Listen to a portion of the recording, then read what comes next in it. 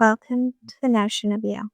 I'm Tashi Jones, storyteller, guide, and your gentle reminder to slow down and come home to yourself.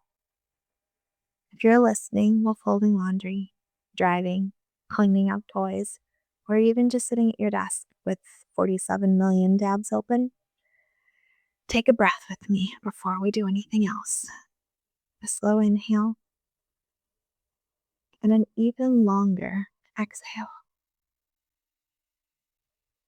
Let your shoulders drop a little bit. Unclench your jaw. Uncurl your hands. You are safe here. And today we're honoring who you're becoming. Not who you think you should be by now. Not the version of you who has it all together. But the real you. The woman who keeps returning, even when it's messy. Today's episode is becoming the woman you trust. Systems and rituals that support her. I'm going to be really direct here from the beginning. You don't become the woman you trust by having one big breakthrough.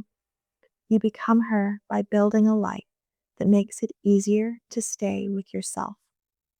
Not in theory, but in the middle of one day. In the middle of your cycle. In the middle of conflict and that hard conversation.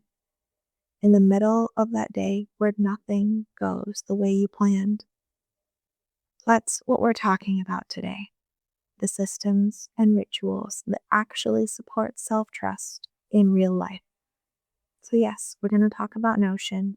We're going to talk about natural tools. But more than anything, we're going to talk about what those things are doing underneath the surface. They're helping your nervous system believe you. Because self-trust is not just a mindset. It's a felt experience. Most people think that self-trust is this confident boss babe energy of I know what I'm doing. But for me, self-trust has been so much quieter than that. It's the moment I noticed my stomach tighten. And instead of bulldozing over that moment, I pause. It's the moment you notice your shoulders start to creep up and choosing to take a deep breath instead of just trying to harder push them down. It's the moment that my brain starts spinning that old story of I'm behind, I'm running out of time, I have to do this alone. If I ask for help, no one will possibly understand.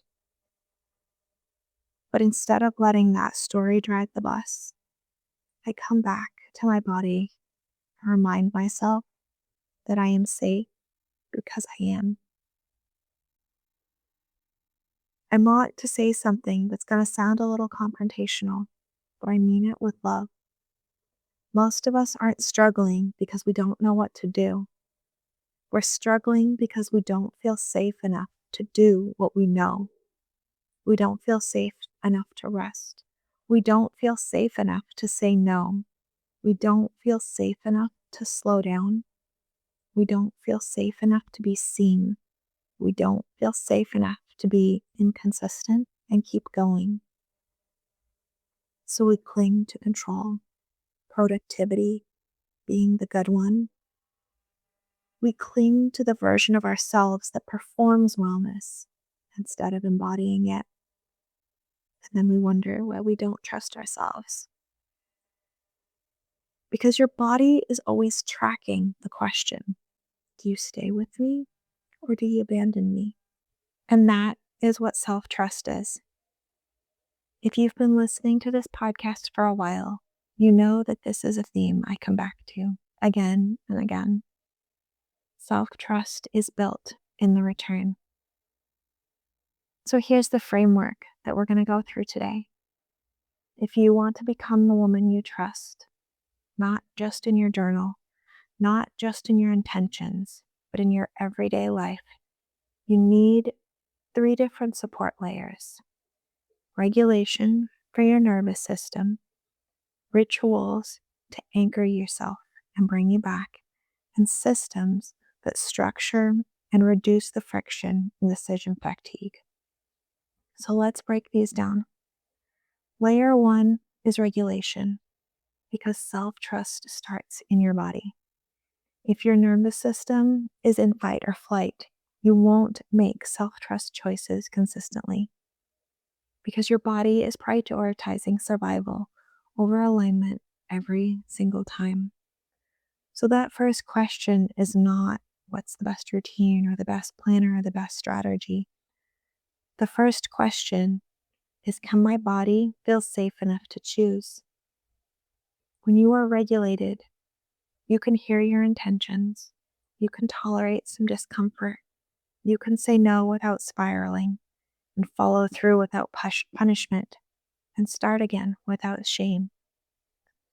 But when you are dysregulated, everything feels urgent. It feels like pressure. Everything feels like a test. So, if you want to trust yourself more, your baseline has to change. And this is why I love natural tools and somatic tools. Not because they fix you, because they help bring you back online. But this is also where boundaries come in. Boundaries are not an attitude, but it's a nervous system decision. A boundary that says, I'm not abandoning myself anymore. Let's talk about rituals, because anchors beat willpower.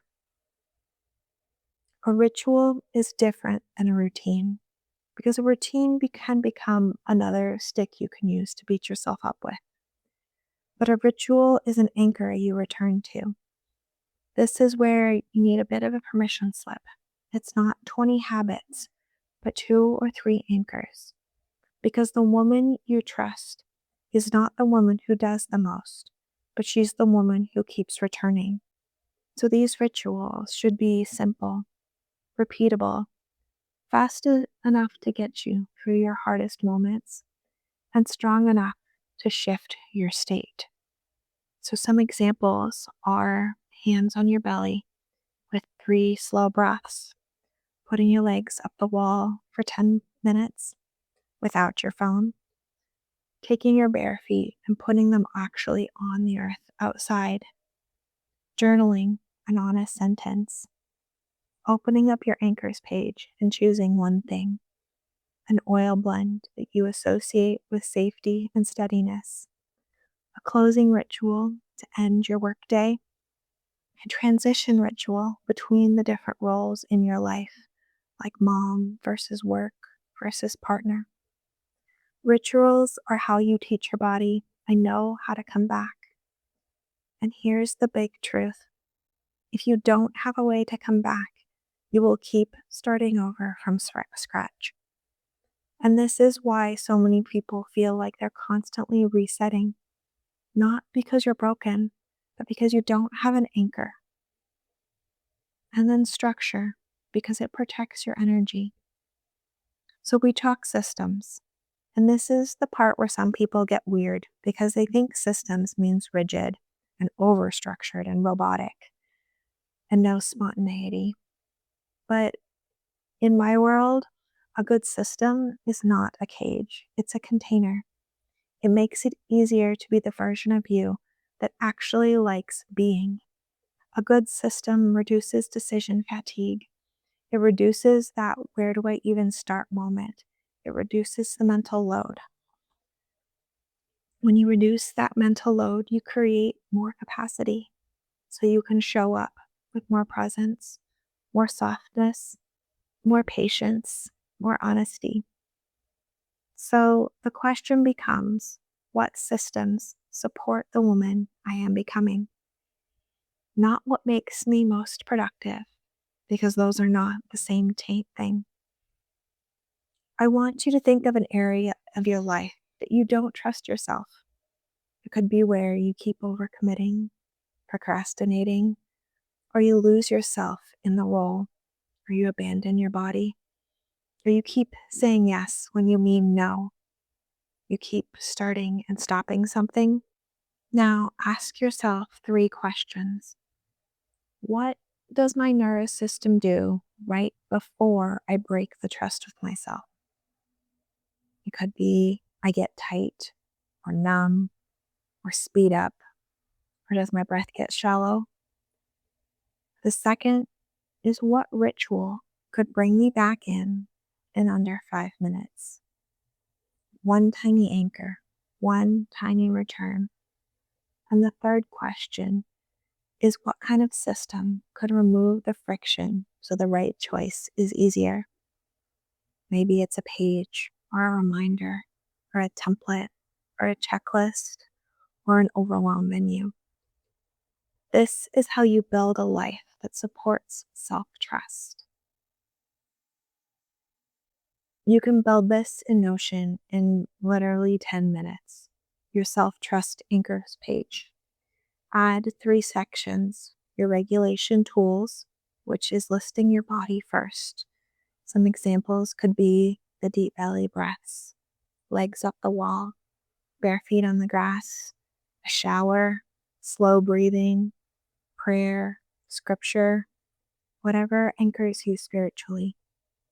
The second part is your rituals, those repeatable returns, the I can always do this practice, like one breath with an intention for the day, or alarms throughout the day to check in with your breath, or your evening 3-minute brain dump, or that transition between work mode and home, where you close your laptop, stand up, take some deep breaths as you move around your body and step into your next role. And number 3 are your systems, the pages that hold you. These are the places that your brain can land. Could be your weekly planning page, or when I'm overwhelmed, here's a menu. The thoughts page, so you stop believing every single one. A boundaries page of what you're practicing in your body, and a return checklist. The point isn't to create a pretty dashboard. It's to create a home base. Because in the moments of dysregulation, your brain does not remember what helps. You need the system to do the remembering for you. And for me, that's what Notion can do. It holds on to those anchors until I can do it myself. For natural tools, I'm not here to tell you there's one right oil or one perfect blend, but your body learns through association. So when you consistently pair a scent, a practice, and a phrase with safety, your nervous system responds faster. So choose your tools that feel like anchors.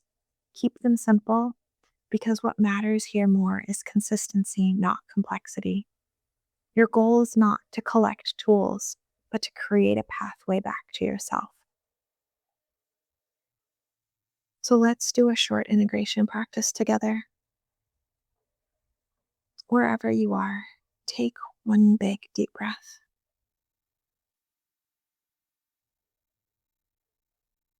I want you to visualize the version of you who trusts herself. This isn't the perfect version, but the real version.